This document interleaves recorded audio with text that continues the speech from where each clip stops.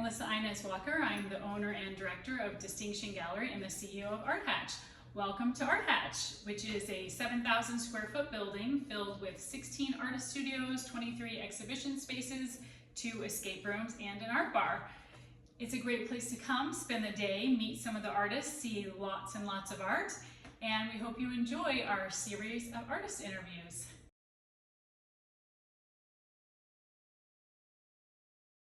How did you learn about making art? What was your process to kind of get there?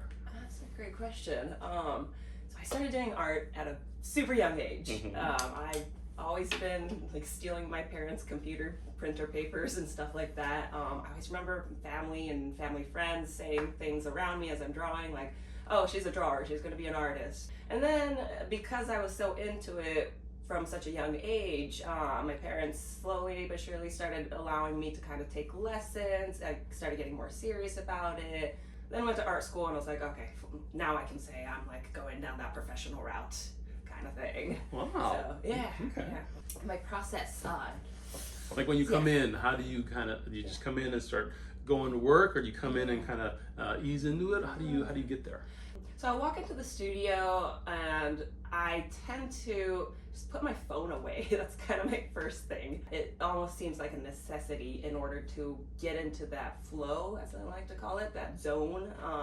I do tend to have a space in my mind, I guess. It's where I create stories, in a sense. I mean, I like writing stories. I've always done mangas, comic books, stuff like that, and it's very similar. It's a very similar flow to when I'm painting.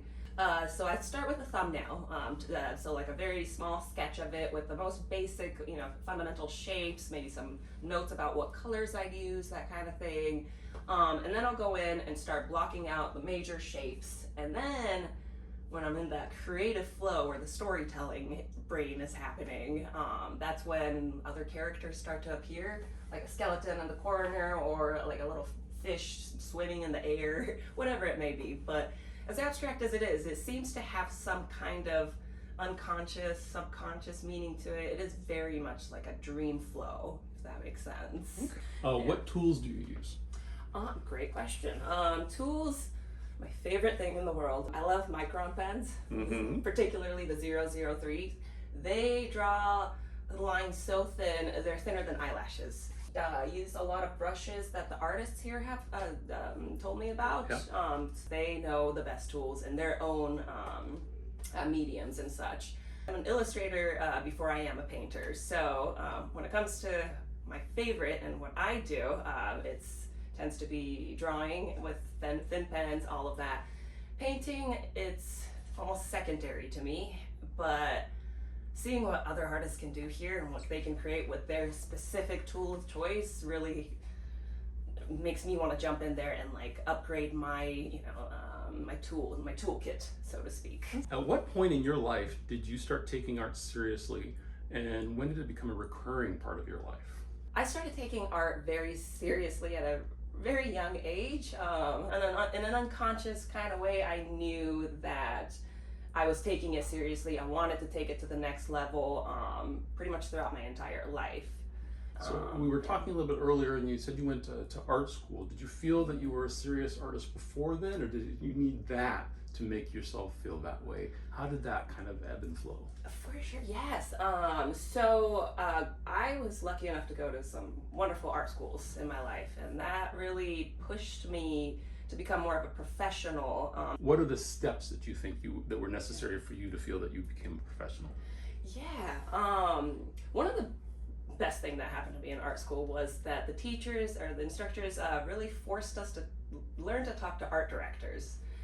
They made us do postcards and stuff and just send it to random art directors throughout the city in San Francisco, and all of us were so nervous about it, but by doing that, and then the world not exploding after doing that, you realize, oh, okay, like I can do this, and then you do it more, and then you learn to self-market and advertise, and then you get to a point where that just becomes a natural part of being an artist. So it sounds like you're saying that part of being a professional is learning how to reach out to the people who would appreciate or be interested in your art, market it, and be able to make the sales so that you can be continuously an artist.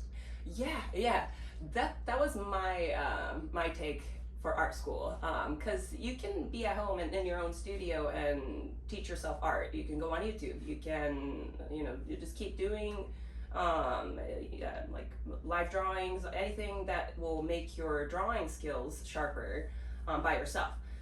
But I see, for me and other artists, one of our struggles is to actually market ourselves, advertise, talk to people about it, and not cower in the corner. You go to an environment like an art school where everybody's showing off their sketchbooks to each other, and slowly but surely you're like, okay, maybe I could show people my sketchbook, and that opens up a totally different world where you get to see yourself as someone who is involved in the world with your art, rather than it being a perfectly personal project where you're just at home doing it by yourself.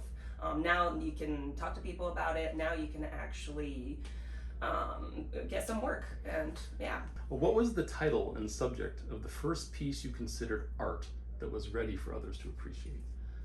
A very good question.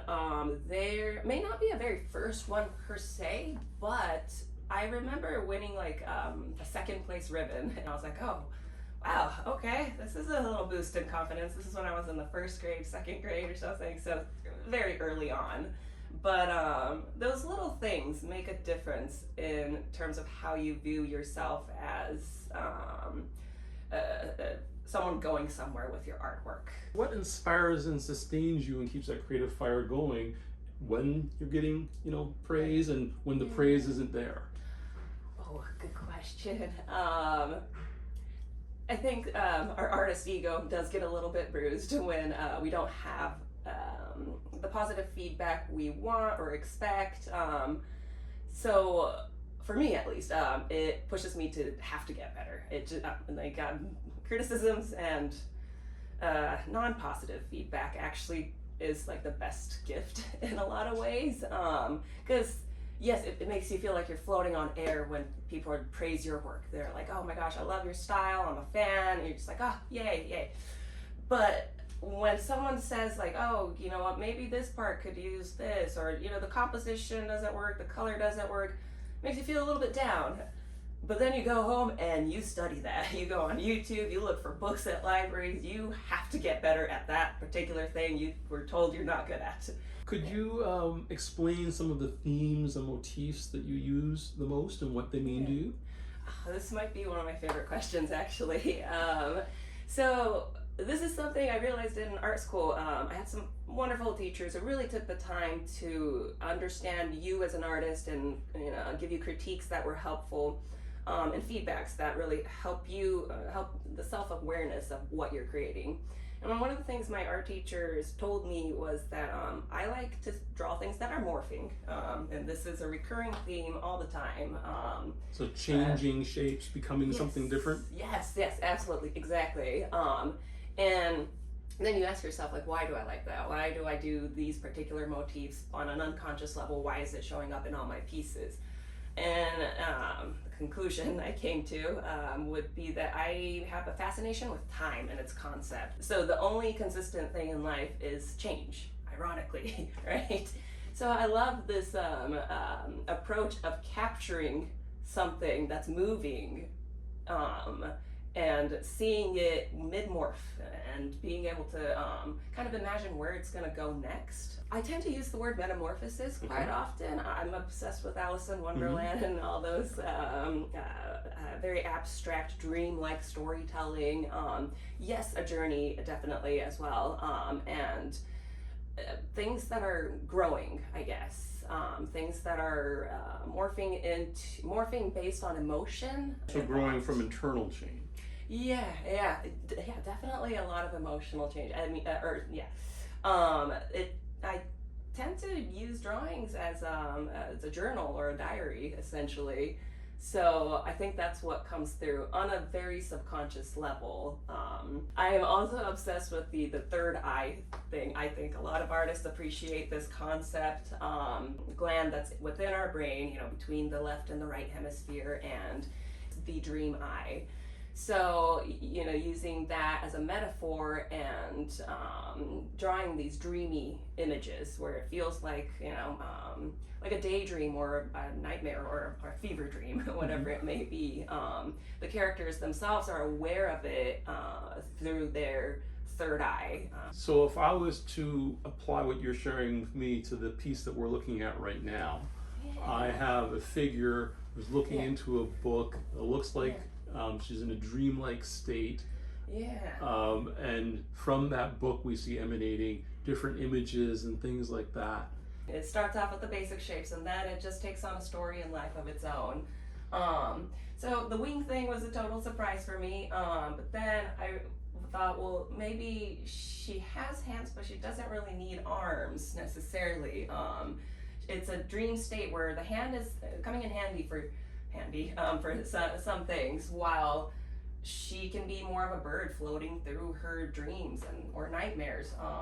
And this piece in particular has this dark background and everything, but I wanted her to have like an ethereal glow happening. This character, within that's telling the story essentially, has a appreciation for the dark. She doesn't seem afraid of it. Could you speak a little bit more to that? Because some of your pieces, they have the skeletons. They have sometimes a little bit more edgy elements to them.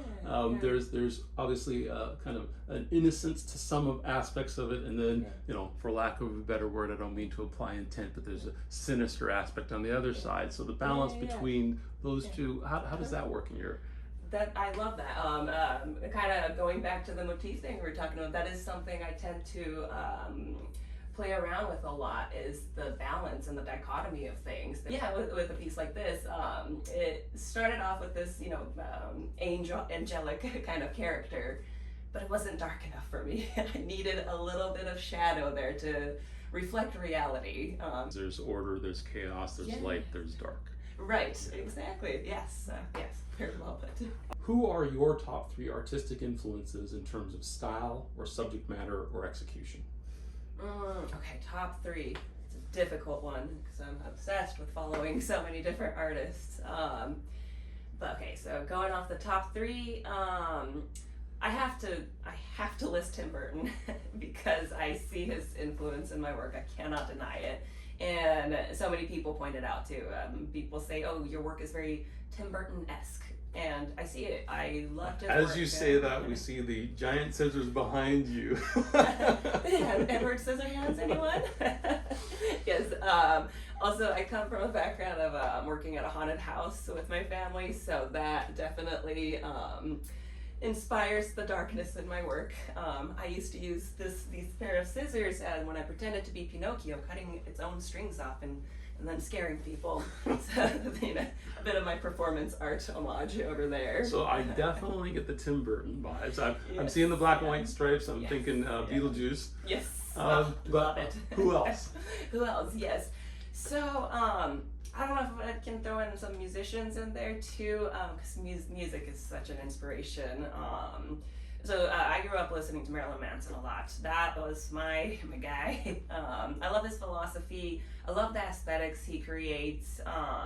And it's very emotionally charged. So I tend to paint with music that are emotionally charged, playing in the background. You see what happens, like when the song changes and it's a very different mood or flow. Your flow of the paint changes. What subject matter starts to change. Last amongst the top 3.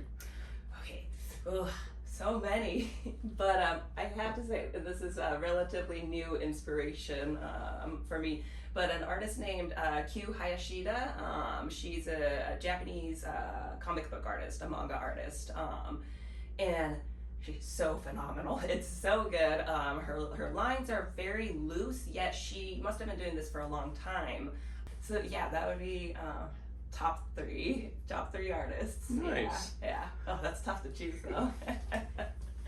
How precise and complete are your early concepts or ideas, and how do you capture them? Now, we talked a little bit earlier that you come in here sometimes and kind of it comes to you, but like, do they ever come fully formed? Yeah, yes and no. First thing that usually happens is imagination. I imagine something based on a song piece I heard or a movie I saw or something, and then I'll flesh out some sketches and ideas. And then there's also times where a client asks you to do something, and eventually you just tighten it, make it more constructed, and then it becomes something enough to a point where it's like, okay, now I can go to the canvas and start the piece. Now there's still gonna be some changes, some different iterations from your initial first idea, but you'll get the basic idea pretty fleshed out at the beginning, and then just let it kind of get to where it needs to go without forcing your idea onto it too much, if that makes sense.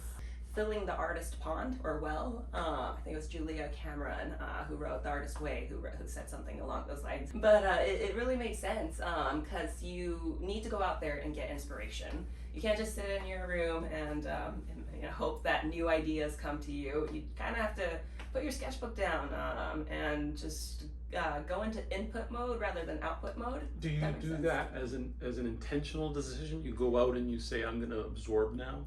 Yes, absolutely. I used to not, but it really tends to help, and I always encourage other artists to do this as well.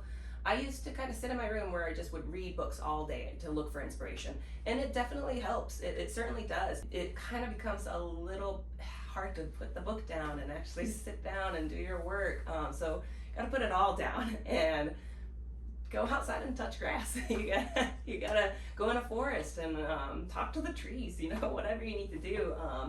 But once you go out and are in touch with nature or people or just seeing the sunset, you're not going to necessarily go home and draw a tree or the sunset, but maybe the colors affected you in a way that that particular orange and purple you saw in the sky, you want to use that as a dress design or whatever it may be.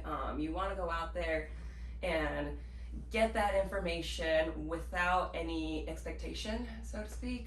And then when you come home and you sit down, you can actually just kind of let it flow out, when it filter out in the way that you need it to as an artist. That's really cool. Yeah. Next question.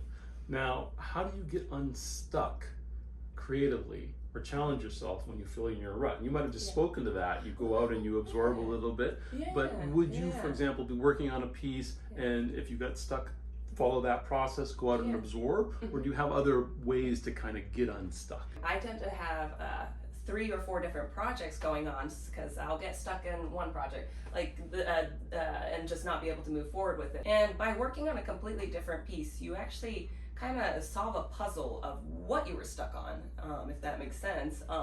So I was, for this particular piece, I couldn't figure out what to do with the hairpiece or, the dress. So I drew something similar but completely different in a different painting, in a different drawing. And I realized, okay, this is what I didn't like. I wasn't able to get the curves of the golden cage right. And then I can now come back to this piece and visually see where I want to take it and know that I actually can do it. I was reading a book about writing, and one of the guidances was write everything you can. Get it all out. Don't censor yourself, but then edit later and determine what you're going to keep. And so it sounds like you're doing something similar, getting it out someplace else, seeing it, touching it, as you said, and then figuring out how to fold it back in if it works. Right. I use a similar approach in the sense of just writing everything out. I do, first thing in the morning when I have time, I'll get a notebook from the Dollar Tree and just brain dump. Just whatever comes to my mind. You start kind of getting more playful with your writing. You start writing poetry, you start writing, or even doodle stuff instead of writing. All of a sudden you're sketched out a little tiny thumbnail of a painting you're gonna do, and was totally not purposeful. It just happened to be, and that all happens because you're allowing that flow without expectation. Creativity is play.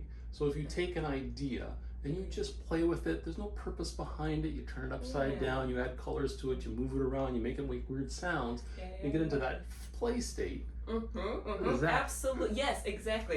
If you could create art, and I know you do multiple mediums, but if you were to be able to create art in a medium you're not currently working in, but able to do it as well as you currently are able to execute your mediums, what would you choose?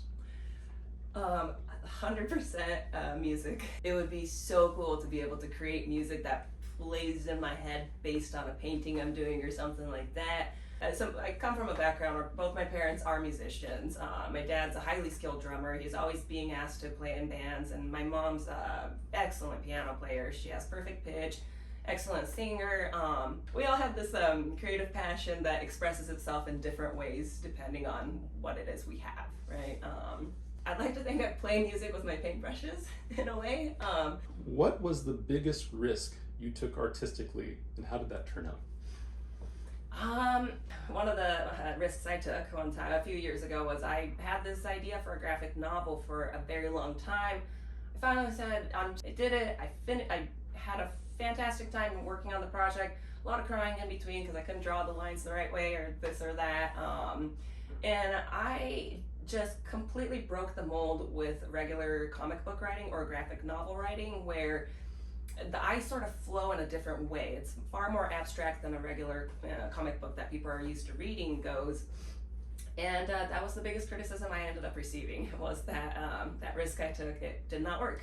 But that flow tended to work really well for me because it's a reflection of myself. For me, that it all made sense. It made sense for my eyes to go and do this and all of that. But as a reader who's not living in my brain, it just was a little too chaotic. And I got some professionals to look at it, and they were very kind about it. They were very helpful, but I was told it was not a commercially viable piece.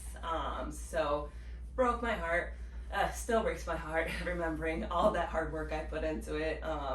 So that was a circumstance in where the risk didn't necessarily pan out the way I wanted it to.